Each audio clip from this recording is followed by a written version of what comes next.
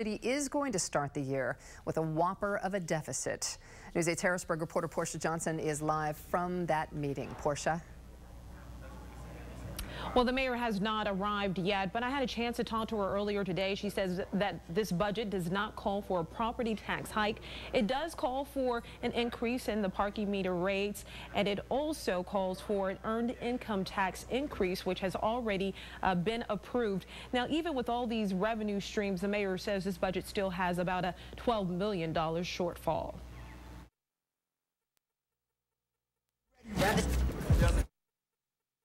He had to go for it. Great, so this dream, as you put it, can't involve us? You know, you say you understand both points of view, do you? He had to make a choice. Yeah, then he made the wrong choice.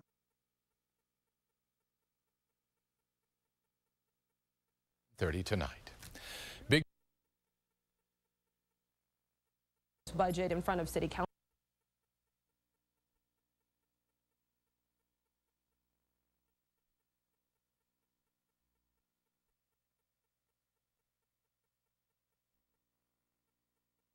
Time in Harrisburg. Mayor Thompson set to unveil her spending plan tonight, and News 8 has learned whether it will include a tax hike. She gave our Harrisburg reporter Portia Johnson a preview. Good evening, Portia. What have you learned?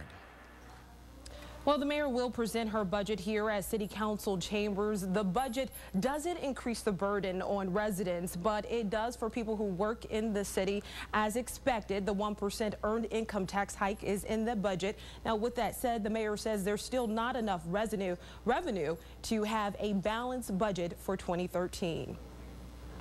According to the mayor's proposed budget, 2013 will start with about a $12 million deficit.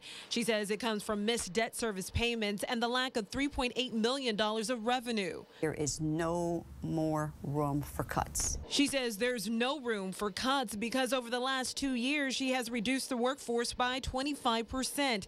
The mayor says the city's deficit could be even larger if the unions don't make $4 million worth of concessions and if council doesn't approve revenue streams called for in the budget, such as an increase in business permit fees and parking meter rates. Do not adjust this budget in any way, form, or fashion, because to do so, to make any more cuts, would be catastrophic to the taxpayers of the city and would cause more chaos and disruption in this community like it's never been before. And leasing the parking garages will help get rid of the deficit next year. The mayor will present this budget in front of City Council tonight at 6 o'clock. Back to you. All right.